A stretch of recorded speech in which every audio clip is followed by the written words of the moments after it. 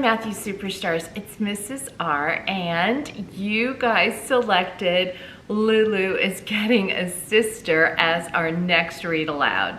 So shall we find out what the ever naughty Lulu has been up to? And what is she gonna do about having a sister? Okay, I'm gonna reread the introduction that I read last week as part of our taste test. Lulu must have forgotten that she's too old to be having a tantrum because she's having one. She's down on the floor and she's kicking her heels and she's waving her arms around and she's also screeching her light bulbs bursting screech. And her mom and her dad are nervously holding on to each other because they never know what to do when their darling Lulu, their precious Lulu, is being difficult. The reason she's being difficult, or what some of us call a really big pain in the butt, is that she has just been told that in a few months she will be getting a baby sister. No, not a babysitter. That was the last book. I said a baby sister.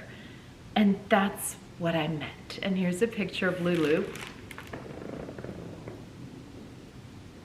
having one of her colossal fits. Now Lulu, you won't be surprised to hear, has zero interest in having a baby sister. She has always liked being an only child. And don't bother asking her, won't it be nice to have a pal to hang with? For she's going to say she has plenty of pals to hang with, like Mr. B, the brontosaurus, like Fleischman, a helpful though deeply annoying boy, and even like the mysterioso Sonia Sophia Solinsky, whose secrets Lulu has sworn never to reveal. However, what Lulu will reveal is how firmly, fiercely, and ferociously she doesn't want to have a baby sister.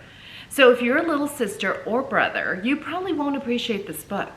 But if you're an older sister or brother, you'll probably understand why Lulu, getting up from the floor, is telling her mom and her dad, "You've ruined my life." It made no sense to Lulu that her mom and her dad were so happy about the baby. Why in the world would they want another child?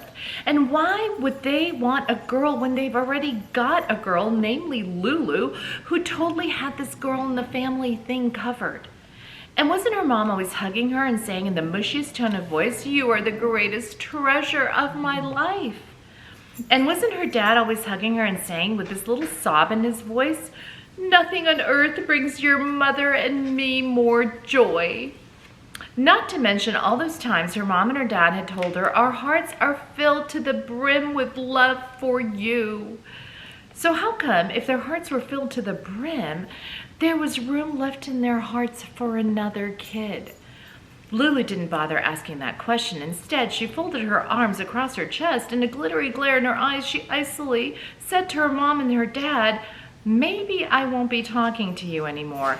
Maybe I'll go into my room and never come out. Maybe I'll hold my breath and keep on holding and holding and holding it till I turn blue.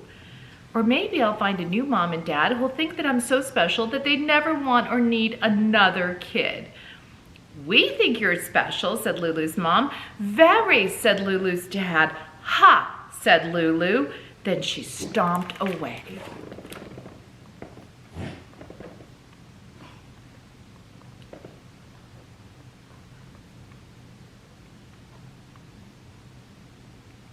Chapter 2. Lulu stomped into the kitchen where she crouched knees to chin underneath the table, an excellent place to brood and sulk and be mad. Her parents, tiptoeing timidly, followed her as far as the kitchen door. "We thought you might not be completely thrilled with this news," said Lulu's mom, "so we made a plan. To help you," her dad said, "get ready for a sister." "Ready? There's no ready," said Lulu, going on to declare, "I don't and will never want to have a sister." She paused for a moment, then asked with sudden suspicion, "You said you had a plan. What kind of a plan?" There was silence. "Tell me about this plan," said Lulu. More silence. After which Lulu's mom and her dad, edging into the kitchen, started frantically whispering to one another. Whisper, pause, whisper, pause, whisper, pause, whisper, and then Rather than tell you about it, began Lulu's mom, we think you should read about it.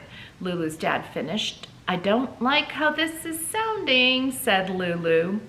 And she liked it even less when her dad, reaching into his pocket and then down under the table, handed her a colorful brochure, a brochure whose cover proclaimed in great letters, "We bid you welcome to Camp Sisterhood."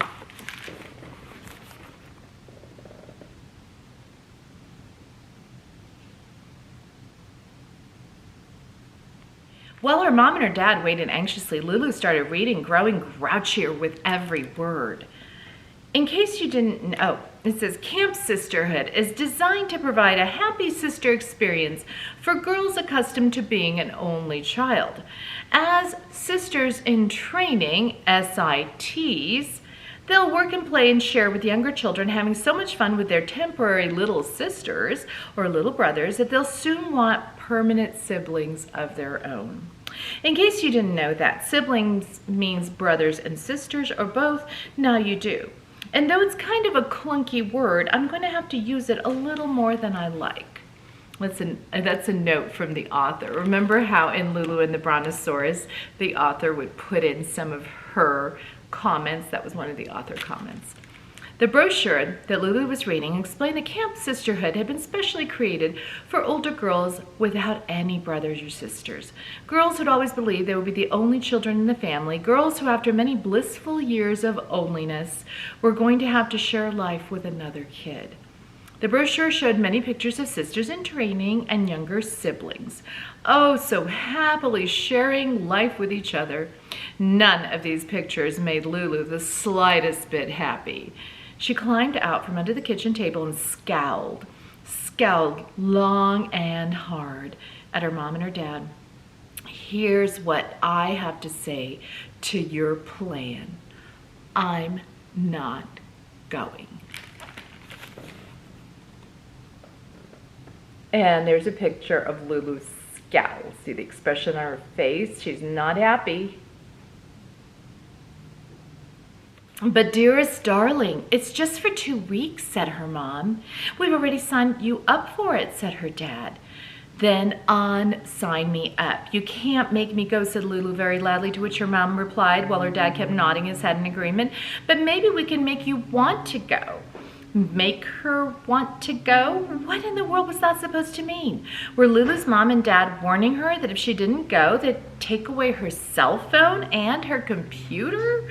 Give her a lot of time outs and no more desserts? Were they getting all strict and all stern? For surely the first time ever, letting her know that they'd make her go by making her real sorry if she didn't? And would our Lulu, scared they might actually mean it, decide she'd better want to go to Camp Sisterhood? Don't be ridiculous. Lulu's mom and her dad would never try to make Lulu do anything by scaring her. They were more scared of Lulu than she was of them. They only would try, as they had always tried, as they're about to try now, to get her to do what they wanted her to by bribing her, by giving her and letting her do good stuff, lots of good stuff. So much good stuff that she'd want to change her mind. By getting Lulu to change her mind, as a ton of tantrums has taught them, would not be easy.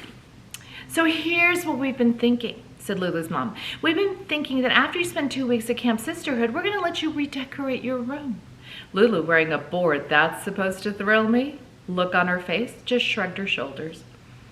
And double your allowance, said her dad. Lulu, sighing a deep, that really doesn't impress me sigh, once again shrugged her shoulders. You're also allowed, said her mom, to stay up as late as you want during the week as well as on weekends. Lulu was beginning to look interested. And also your grandma Gertie, who was saving this treat until you were much, much older, has agreed, said her mom, to take you up for a ride in a hot air balloon as soon as you're finished at Camp Sisterhood. I want that balloon ride before I go to Camp Sisterhood, said Lulu. The rest of the stuff can wait until I come back. Whoa, stop. Hold it right there. Do you understand what just happened? Lulu, difficult Lulu, stubborn Lulu, impossible Lulu has changed her mind. Well, sort of. Lulu has figured out that her mom and her dad must have had a lot of conversations, not only with the folks there at Camp Sisterhood, but also with Grandma Gertie and Call Me Debbie, that was the lady at Lulu's school, who, if a student seemed what she called a bit troubled, would invite the student's parents to come in for what she called a friendly chat.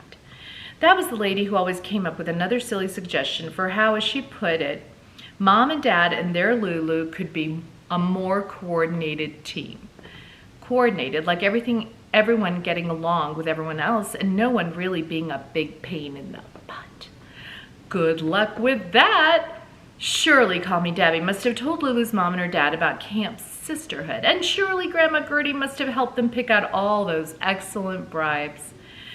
But what nobody seemed to get was that Lulu could go to Camp Sisterhood for 1,000 years, and she'd still never want to have or to be a sister. What no one seemed to get was that Lulu could hang around with 1,000 little sisters and still not want a permanent one of her own.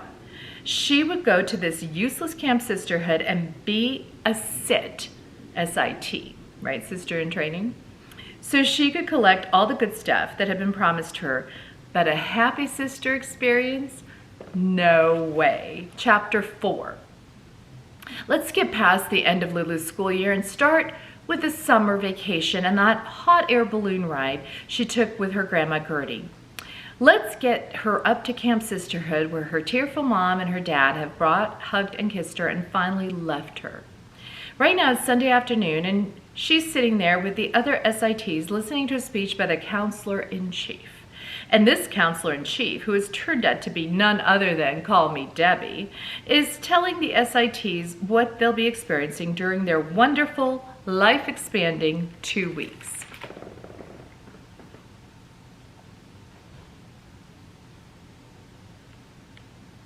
Wondrous, life-expanding, Lulu muttered under her breath. Yeah, right. No negativity, please, urged Call Me Debbie with a smile, hastening on to explain that there were 80 sisters in training at the camp, that they ranged in age from 11 to 14, and that they would be living together in cozy groups of 10 in 8 homey log cabins.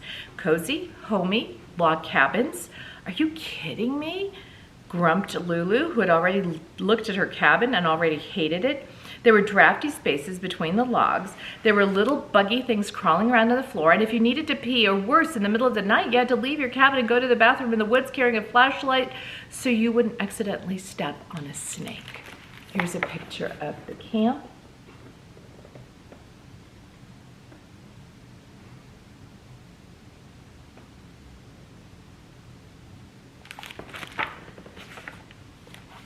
Call Me Debbie, round as a beach ball and smiling her shining smile, waggled a finger at Lulu and chirped, "Think positive."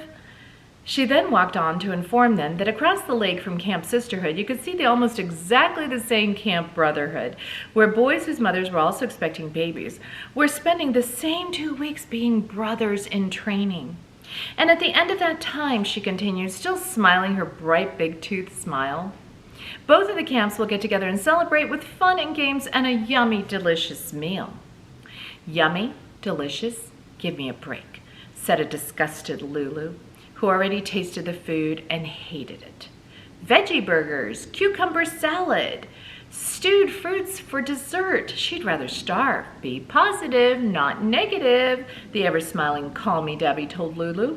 We're here to chase negativity away, and we'll start right now by presenting your adorable little brothers and little sisters who, in your wondrous life-expanding encounters, will make you stop being an only child. Okay, here's a picture of Lulu and the outdoors bathroom.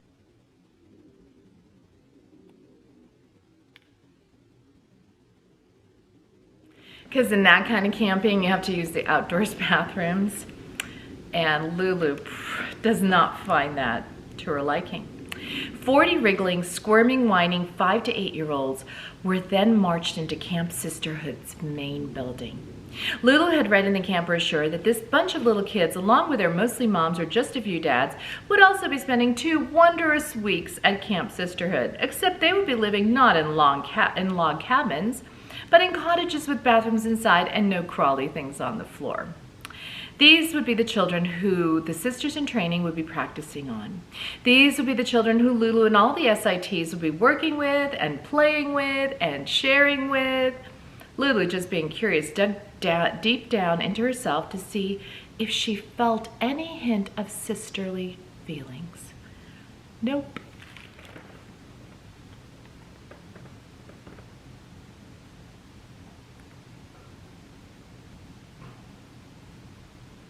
And we're going to stop right there. The next chapter is chapter 5. We'll continue that next week. Superstars, I hope you have a great week ahead, and I'll see you next week with a few more chapters of Lulu is Getting a Sister.